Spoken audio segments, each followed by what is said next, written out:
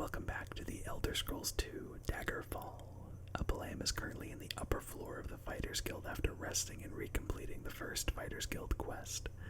I was worried I might get something different when I redid it, but it ended up being the exact same Bats or Rats quest, even though it sent me to a different store in Gothaway Garden than before. As you can see, I still have the old saves, but rest assured that I've accomplished the most important thing by obtaining another casual cloak for our character, so we should be all set to see what the Fighters Guild is going to ask us to do next. Weirdly, when I loaded into my game this time, all of the NPCs inside the Fighters Guild seem to have mysteriously vanished. Walking outside tells us that it's because it's very clearly an hour for sleeping, and in fact it's so late that the door locks behind us when we leave, so now we just have to loiter for 3 hours max at a time until we can get back in. 3 hours, twice to be exact, or 6 hours, however you want to say it. Going back to Bador Kingsfield, I did it again, Kingfield, and talking to him, he says, "So you killed the giant bats. Don't get too full of yourself. They were only giant bats." The dialogue system in Daggerfall is very utilitarian, I guess would be a word for it, so I appreciate the effort that went into the sheer amount of dialogue to make it feel a little more natural, but at the end of the day, it's mostly just something you do to find out where to go, so I really appreciate this little touch from the quest giver. When we click on Get Quest, he says, "Howdy, Balam. If you got a few days free, a job just came in for some giant killin', and I thought of you. Interested?" Now, I don't know about you, but being sent to kill giants at level 2 sounds kinda cool, so heck yeah, we're interested.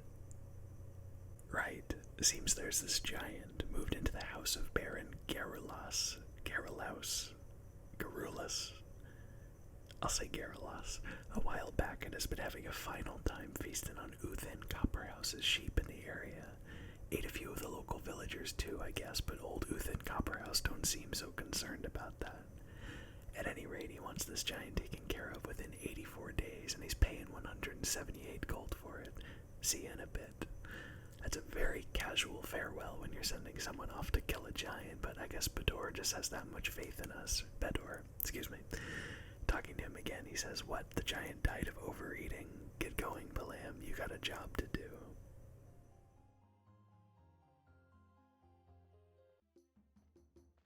When we open up our active quests, you'll see that we still do have the contract to kill Tristable Masterston, which we absolutely are never going to do, but it still hasn't been a week since we accepted it in-game, so it'll stay here until it's been long enough for the game to say it's been abandoned.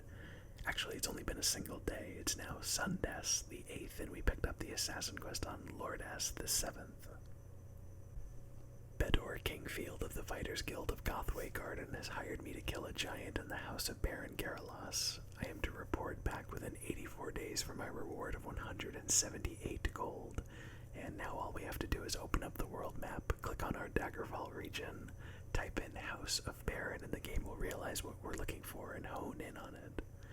It's quite a ways to the east, but given the size of the region, it's closer to Gothaway Garden than it could have been, and we'll travel cautiously on foot and camp out each night, which will take 6 of our 84-day limit to get there, and then we'll listen to a really catchy song when we load in.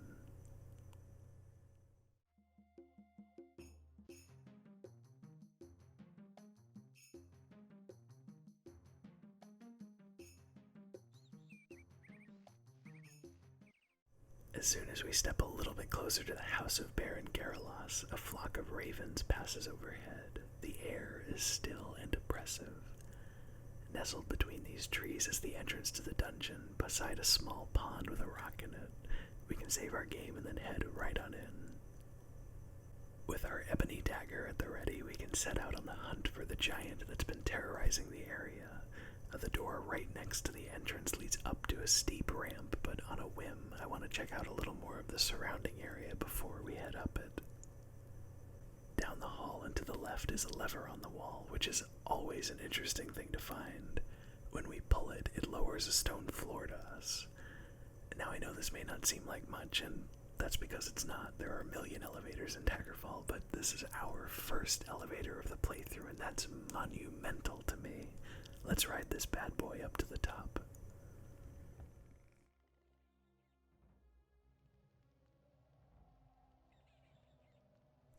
top is another hallway. The first door on the left that we enter actually gave us a pretty interesting room. Thanks to the torch, we can clearly see that there are 2 bushes in here and 2 hanging plants against the wall, and a sack in the middle that we can rifle through to find a whopping 6 gold and an icon of someone. Or it could be a deity too. We'll hang on to it for safekeeping. Oh, and of course, please take the time to appreciate our cloak when I have my inventory screen up. You can pause the video too, take as much time as you need.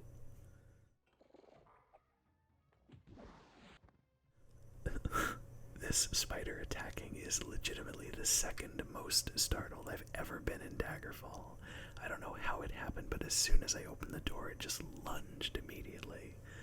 Thankfully, I passed a saving throw in order to avoid whatever it was trying to do to me, which was probably paralysis, which certainly would have meant death.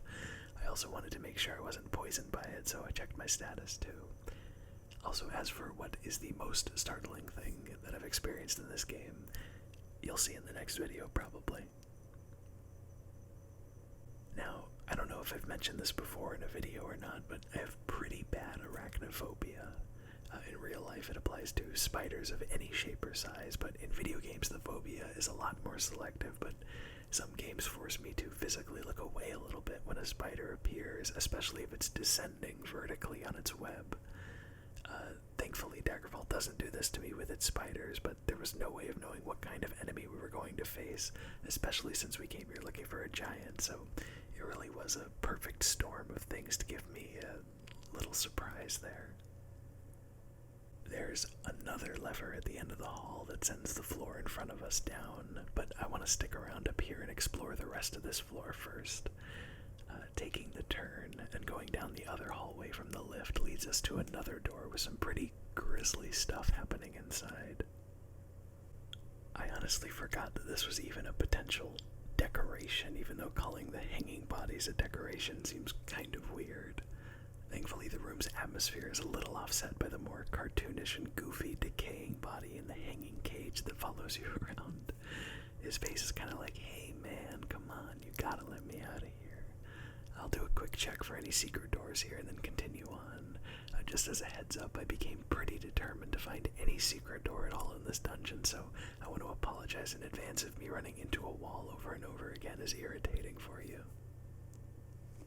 Up the stairs and down this hallway, there's a familiar purring or growling that the spiders do in this game coming from the other side of the wall. Just my luck that the first dungeon we visit outside of Privateer's Hold would be infested with spiders, of course. Opening up the map, we can see that we've already made it a decent ways away from the entrance. So far, it's been a pretty forgiving layout, actually. It's more squared out than a lot of dungeons in this game tend to be. There are a lot of people who have played Daggerfall a lot, as in like hundreds and hundreds of hours, who have memorized how the random generation works. I'm not 100% sure of all the particulars, but as far as I've been able to tell, Daggerfall randomly generates dungeons in blocks of rooms that always have a particular layout and then connects them together. So if you learn to recognize each of the blocks, you can tell where each of them ends, which lets you then thoroughly search through every inch of a block before moving on to the next one, and dungeon crawling turns more into exploring each segment of the dungeon.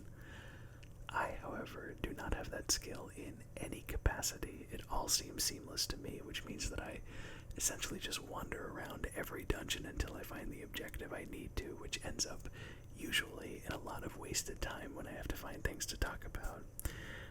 Depending on how things go when I record, I may or may not end up editing out large portions of dungeon exploration for random quests like this in the future, but we'll see. This dungeon was pretty forgiving layout-wise, and I'm really happy we got it as our first. There's a really steep incline here, which made me want to double-check where I was on the map, and that made me realize that this incline is actually the ramp we avoided going up right next to the entrance of the dungeon, which is an awesome feeling that we've already connected some paths here. Every time I see a game reconnect like this, even if it's completely inconsequential and random, I like to jokingly say Dark Souls, so here it is, Dark Souls.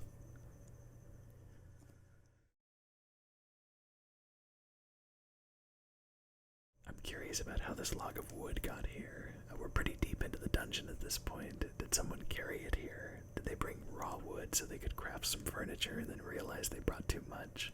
I have so many questions, and Daggerfall has no answers. And that's okay.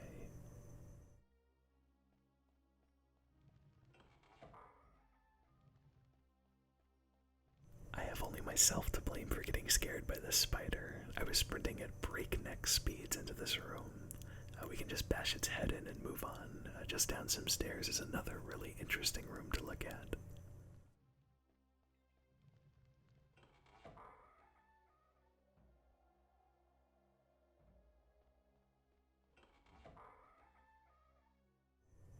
There's some neat red tapestries on the walls and a pile of bones in the center, but what really catches my eye here is the throne surrounded by two skull torches. It looks so unique that I almost expected to be able to interact with it to reveal a hidden passage behind it or something, but we weren't that lucky. And next to it is a statue of an orc head or something. Pretty cool. And not to mention, right outside that room are some low-hanging vines or roots to add a little texture to this hallway.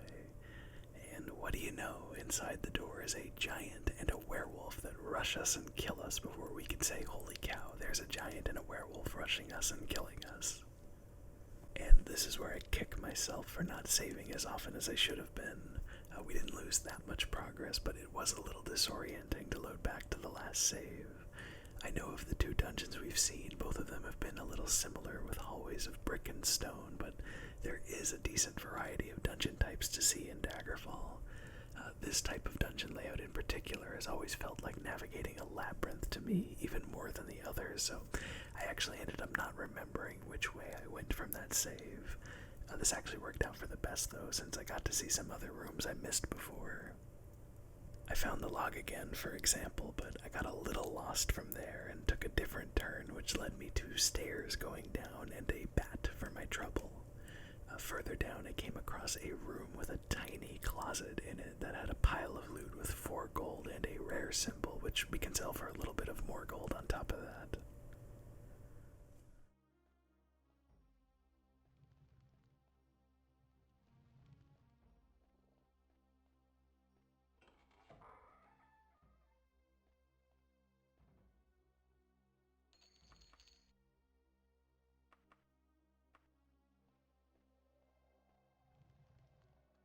It was when I opened my map here that I realized I really messed up trying to find the path I took to the giant, because this was all totally new to me.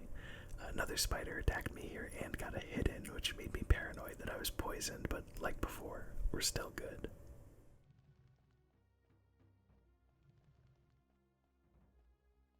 Down here was a pretty neat crypt type room, and look how much trouble I had naming this goofy save right here.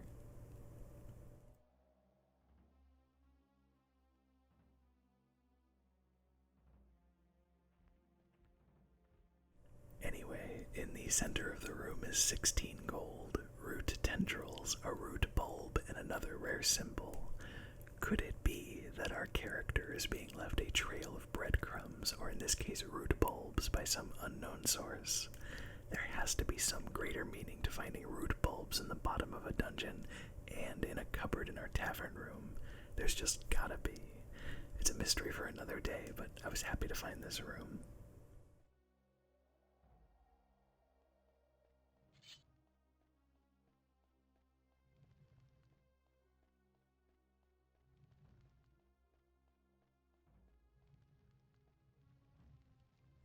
Deeper and Eeper.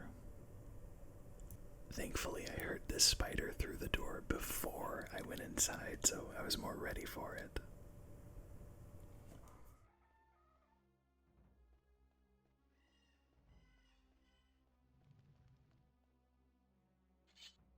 And by nothing more than dumb luck, I just happened to find the throne room again. I was really saved by this dungeon's size, honestly. It ended up being a lot smaller than I thought, and it connects back into itself in a really simple and straightforward way. If only a lot more of the dungeons were like this, but hey, that's Daggerfall. Since we didn't come this way since reloading our save, I wanted to really quickly sprint up the way we came before so we can have a more complete map, even though map progress gets completely reset and erased as soon as you leave a dungeon. Which reminds me that I really like the the setup for this quest, which is something I'm probably going to be saying a lot in this playthrough. The House of Baron Garalos is a great name for a dungeon, and I enjoy the story of the giant terrorizing these people, and the detail of the guy who's more concerned about his sheep and livestock than the villagers that keep getting eaten too. It's pretty believable.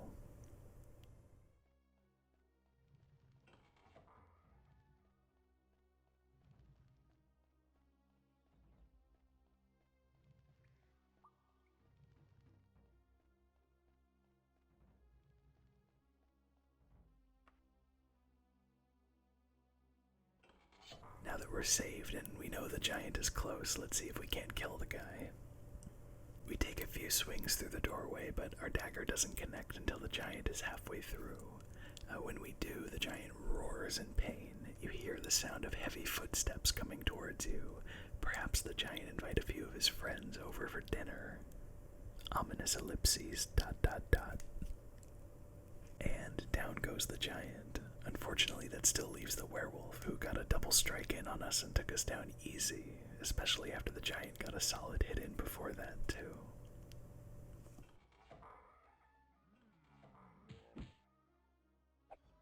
There were a lot of misses there, right up against the giant, but we still took it down.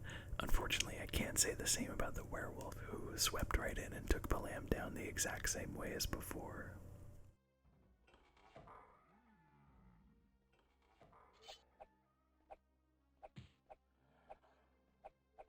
This attempt was pretty funny because we killed each other at the exact same time. We do keep on dying, but this is a very doable fight, just in the interest of finding some more neat stuff. Instead of charging right in, this time I'm going to explore the rest of the dungeon past the door by holding down the sneak button and walking by very, very quietly.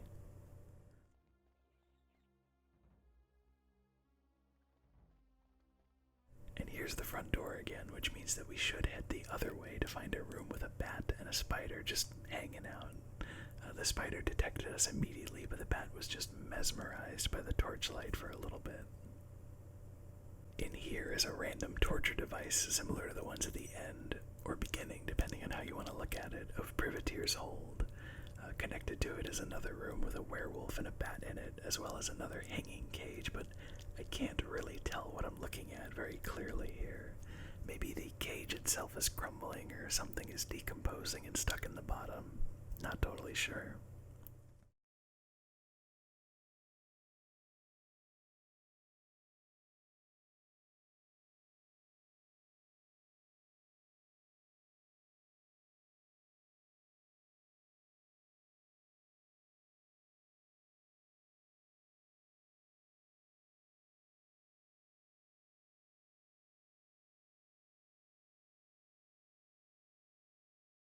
I wanted to finish the Young Frankenstein quote by adding their castle, but it was too long, so I just have to say it here instead.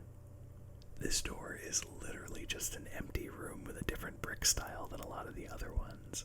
I was sure there was a secret door here, but once again, no good luck for us. You can even see that I tried to find one right outside the room too in a desperate attempt. I guess we might just have to give up on our search and come to terms with the fact that I won't be able to find a secret door in the House of Baron Garalos. Except I'm totally kidding, because there's one right here at this dead end. This one's a little special though. Not only is it a secret door, it's a secret locked door, which is why it says this lock has nothing to fear from us, so we can just whack at it 3 times until it opens.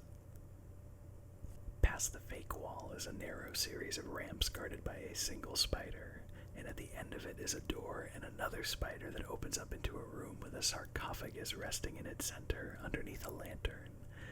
Next to it is a bag with 6 gold, a holy candle, an icon, holy water, and a potion of stamina. There isn't any more to this hidden room, but I really love that we found it. It really does, at least to me, feel like the House of Baron Garalos' biggest hidden thing, but I'd like to explore that one last pathway we've ignored up to this point.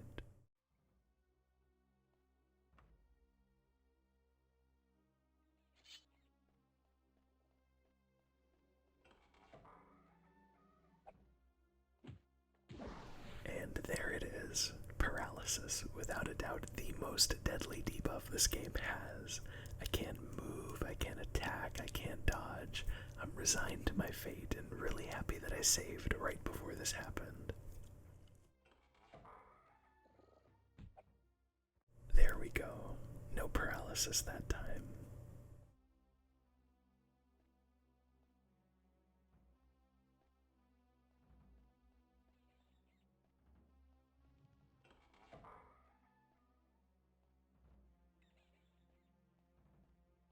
There are so many single rooms with white bricks and nothing else that I felt like there has to be something more to them, but that's just the nature of the random generation, I think.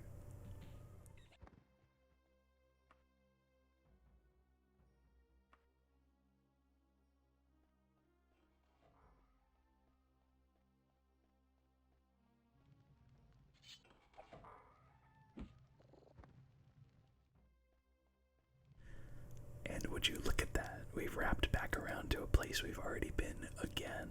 I don't know how we got so lucky with this dungeon, but it's been such a nice, leisurely experience to explore. I'm really happy about that. Now, for real this time, let's take care of the giant and his werewolf buddy.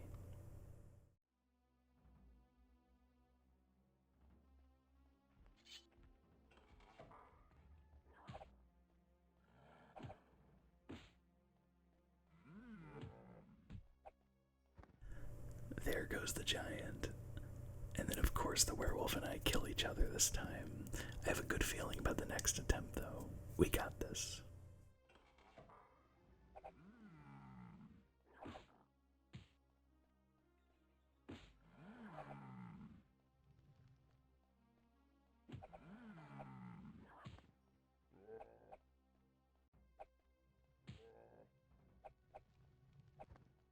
And there it is. Suckers. The giant had basically a third of the gold reward we're going to be getting for killing him as loot on his body, so that's awesome. He also had a buckler for us to pick up that'll give us +1 to our armor rating. Troll's blood, which we'll just leave on him, and this is exciting. A torque jewelry item that is magically imbued with a power. Sadly, we can't know exactly what that power is until we take it to the Mage's Guild and have it identified, so we'll just put it in our pocket for now.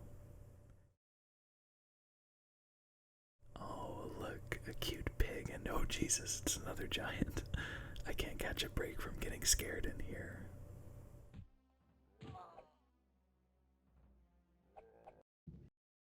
Reloading my save doesn't make the second giant appear, but it does make us have to reloot the first one.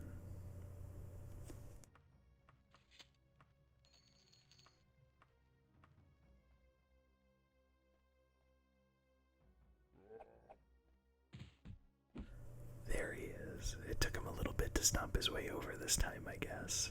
He had 46 gold on him, which isn't a small amount either.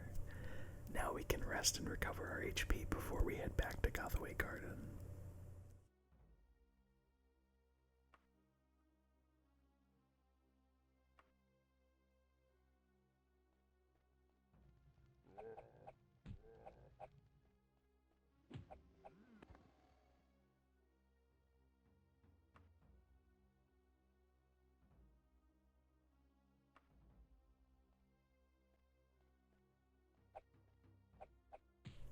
Or not. Yet another giant appears, this time with 38 gold, an elven staff, leather greaves, and a wereboar's tusk.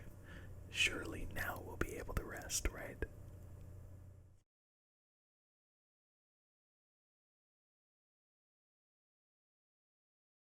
It was at around this point that I came to the conclusion that this dungeon was going to throw literally infinite giants at me until I just got the heck out of here, which then gave me the kind of devious idea of resting over and over again to try to kill a bunch of giants for both experience and the gold they dropped, which kind of made me just a little bit nostalgic, weirdly enough. And this is a crazy detour, sorry, but it made me weirdly nostalgic from my time with Lord of the Rings Online way back when it was still a subscription-based game in 2009, I think is when I played it the most.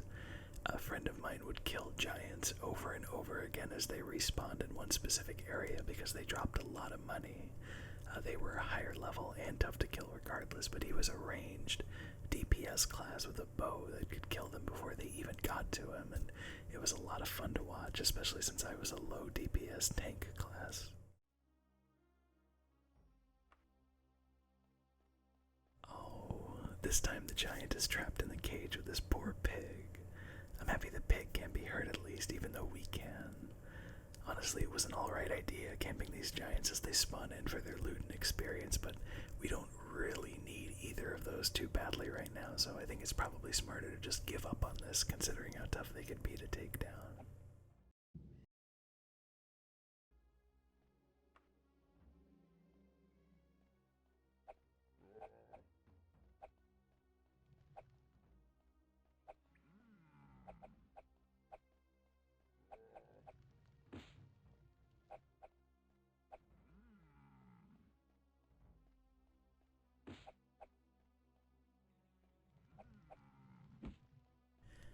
I am really glad I killed this last giant though, because he dropped a map which we can use.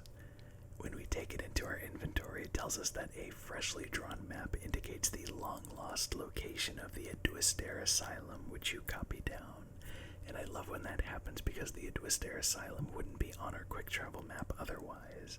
And now we have a new dungeon to check out, as long as we remember its name, of course.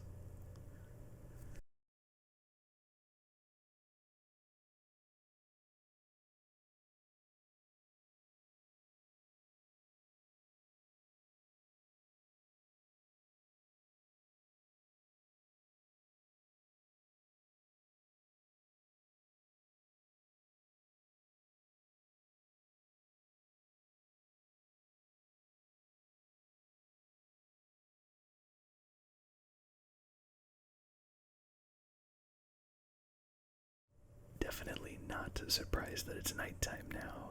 Dry bones are littered everywhere, and the air is still and oppressive. I was planning on ending the video right here, but I think instead I'll rest up first.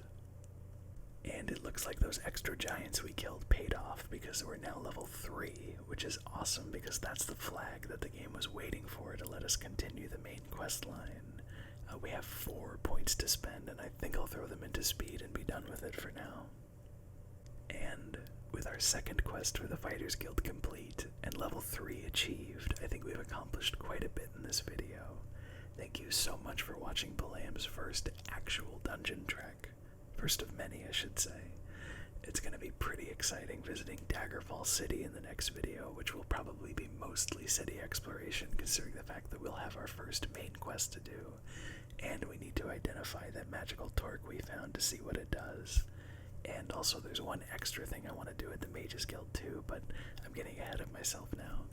Thank you so much for watching. Stay safe, take care of yourself, and I'll see you next time. Bye for now.